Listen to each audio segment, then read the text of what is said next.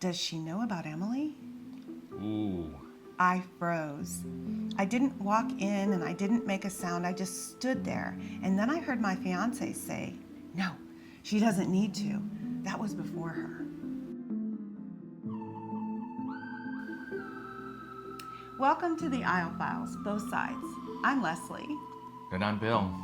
And we play relationship detectives, uncovering clues to real stories that happen down the aisle and beyond.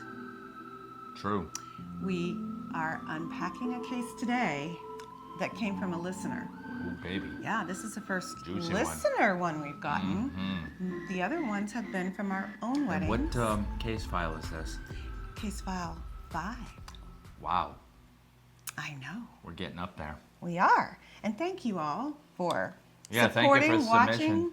sharing, and yes, especially for the submissions. This one's pretty juicy. Yeah, good. Let's dish out some details. I only told you a little bit about it, but I haven't even read it to you, so I'm interested I want on more. what you think. Okay. The names have been changed to protect the innocent. I want deets. Okay, here we go. Hi, Leslie and Bill. I've gone back and forth about sending this, but after watching a few of your episodes, I feel like this is exactly the kind of story you're talking about. We've been married over 12 years now, but the night before our wedding, I almost didn't show up the next day. And nobody at the rehearsal dinner had any idea. Okay, about halfway through dinner, I realized my fiance had been gone for a little while, and I assumed he was outside or talking with some friends, so I got up to find him. I ended up near the hallway by the restrooms, and that's when I heard my name. I wasn't trying to eavesdrop, but then I heard someone say, "Does she know about Emily?" Ooh. I froze. I didn't walk in and I didn't make a sound. I just stood there. And then I heard my fiance say, "No, she doesn't need to." That was before her. Before me? What? And the groomsman said to him, "But you were engaged. That's not nothing." Ooh. Kind of bring that up. Yeah. Leslie, I didn't even know he had been engaged before. Not once had he mentioned it, not even in passing. I walked back into the room, sat down, smiled at people, and tried to act normal. But I could feel my heart pounding the entire time. It wasn't just what I heard, it was the way he said it. Like he had already decided for me what I didn't need to know. Okay. Trouble on the horizon. I didn't say anything until we got back to the hotel. The second the door closed, I looked at him and asked, "Who's Emily?" Oops. He didn't try to deny it or brush it off. He just stopped, frozen. And I could tell immediately this was something he had hoped would never come up. Yeah, cover's blown. He told me everything. He had been engaged less than 2 years before we met. They had a venue, a date, invitations, all of it. About 3 months before their wedding, he found out that she had been cheating on him. Not just once, not a fling, but for a good long while. Oh, well, now things are coming into perspective. Well, what surprised me even more was that he didn't leave right away. He stayed for a few weeks, trying to work through it, trying to convince himself that it could still be okay. They were still meeting with vendors and making plans during that time, which I honestly have a hard time wrapping my brain around. Well, now think about it. He's trying to be thoughtful. He's not hitting a panic button. True. And he's trying to sort things out, and he's trying to work himself through a process. You're right. And I remember telling him, "You didn't even give me the chance to decide if it mattered." Good Well, point. that's I mean, true. You know, you can't keep secrets when you're about to go down the Yeah, aisle. especially when it's lady secrets, and it involves telling a lady. Okay, that's how you want to put it. Yup. That was the moment where everything felt real. We sat there for a long time, just trying to process it. And at one point I said out loud, "I don't even know if I should marry you tomorrow." That's a little harsh, I think. Well, I that's a big secret. And I meant it. Because it wasn't just about the past. It was about realizing there was a whole part of his life that he had chosen not to share. Well, he did kind of gloss over a little bit. And then something shifted for me.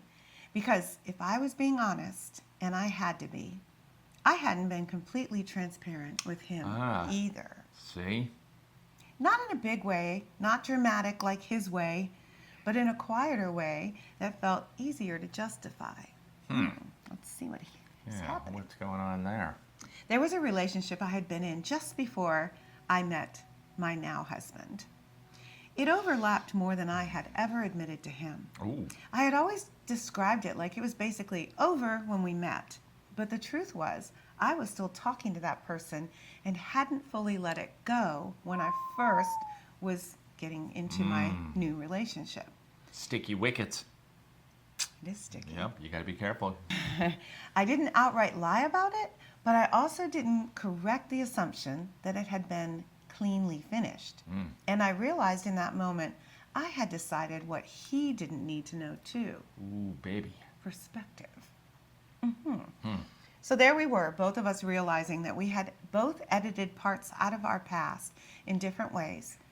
His was bigger and more obvious. Mine was quieter and easier to hide, but neither of us had been fully honest and transparent. See, I don't see it that way. I see it as same-ish. Okay. Well, Yep. so we talked for hours that night, not really fixing anything, just finally saying things out loud that we hadn't before. There wasn't a moment where everything suddenly felt resolved, but there was a point where it felt real enough and honest enough, and I was ready to walk down that aisle. Like, at least now I knew what I was walking into. Okay. Well, he hadn't done anything wrong. I mean, in the situation. Okay, we're going to unpack all that in a minute. So that pattern didn't just disappear. We've had moments over the years where we've caught ourselves avoiding things or softening the truth. I like how she put that. But that night has always stuck with us. It comes up every now and then, not in a dramatic way, just as a reminder of how easy it is to leave things out and how much that actually matters. That's true. I like that. Nobody at the wedding knew how close I was to not being there, but I was, and 12 years later, we're still here. Well, that's a happy ending. So, I'd love your thoughts. Yeah, I have some. Okay. I see that as an even Steven. Okay.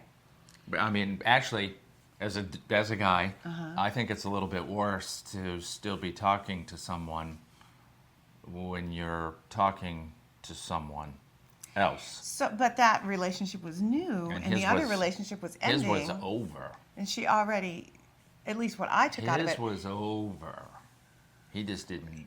Tell her. Well, I mean. Okay. Well, I don't agree with you on that. Well, that's okay. Because that's a big deal to say, I don't think she should know about an entire relationship that was planning a wedding. This is not the first wedding he's been part of. Situational amnesia. Planning.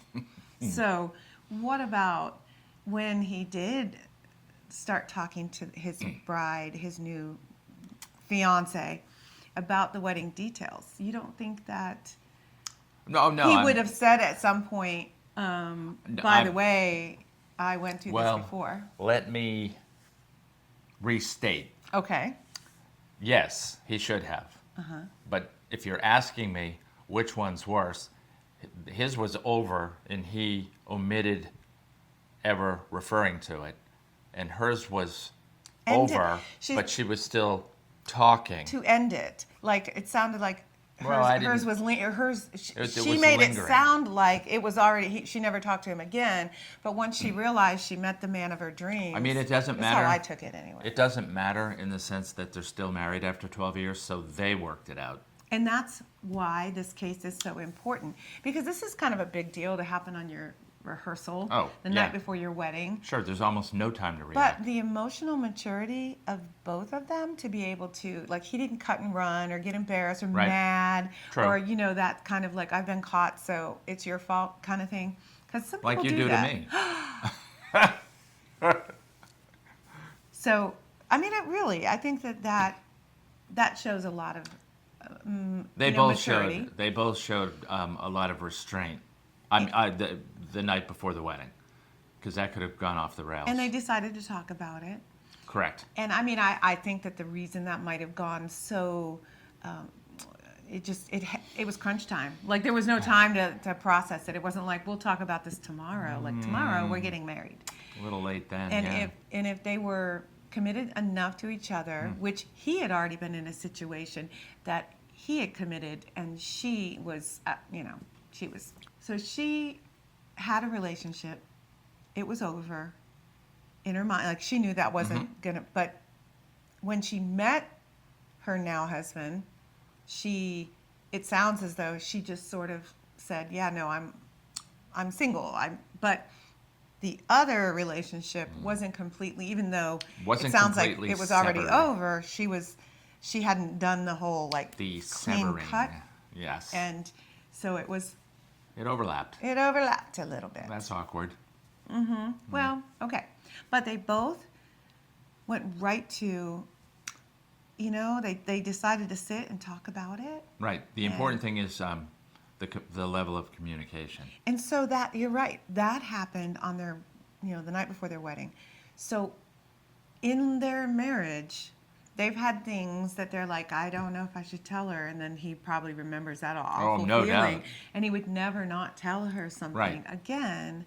Hopefully. Well, you would hope that that's the lesson that is learned is, to be honest, transparent, and talk through any awkward situations or uncomfortable moments or whatnot. So, have we seen anything like that or heard anything like that in our own weddings? That almost like, this might not be. Oh, that they might not be ready to be saying I do yet. Yeah. I've seen some. But I try to see, again, some of this falls on us. I try to go into these things with an open mind, understanding that not everybody matures at the same rate.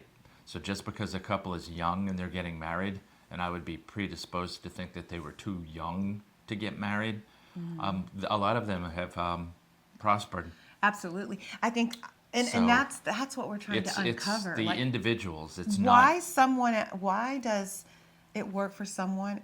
Because I know that's what because of the way they're raised. That's especially when they're getting married that young, they're drawing off of their experiences at home and how they were raised and how they were taught by their parents. I totally disagree with that. Because yes, that could help. Oh, it's going to help. But there's plenty of people that were in dysfunctional homes. Maybe they have great friends really, too. really, really tough situations, but they learned from it.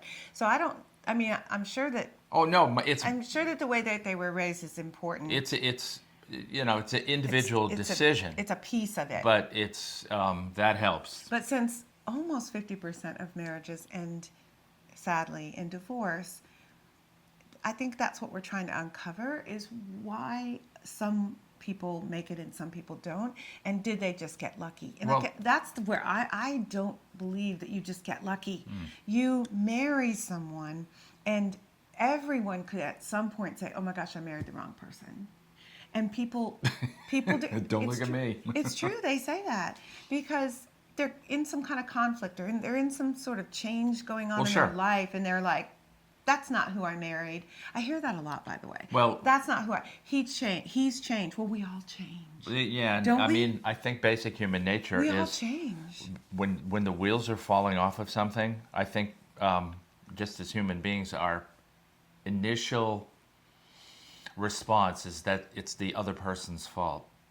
So it's the people that can take that and direct it inward and take a look at themselves. Right. It's not to say that they're going to stay married, but it's going to help productive conversations instead of just shutting down and no, it's your fault. And that goes right to it's conversations. It's communication. That's huge. It is all of those things. Right. And that's where, it takes a village. You have to have best friends that you can lean on and trust them to give you great advice. And that's you right. have to be able to talk to your parents, workmates, Pastors. wherever. Yeah, anyone and everyone, Correct. because these are huge decisions Yeah. that you shouldn't make just on your own, like getting divorced. Writing and getting married. I don't, I think that the one statistic when I was doing all the research for just in general, our channel, 67% of second marriages can end up in divorce court. It's like 44% of first marriages. Really? Now, these are just statistics.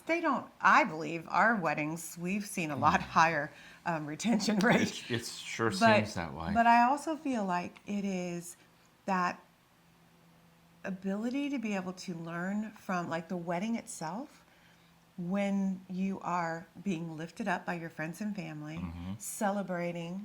Love is powerful and palpable, and you are making a commitment in front of your friends and family and your True. clergy under God. There's all of these wonderful feelings that surround you.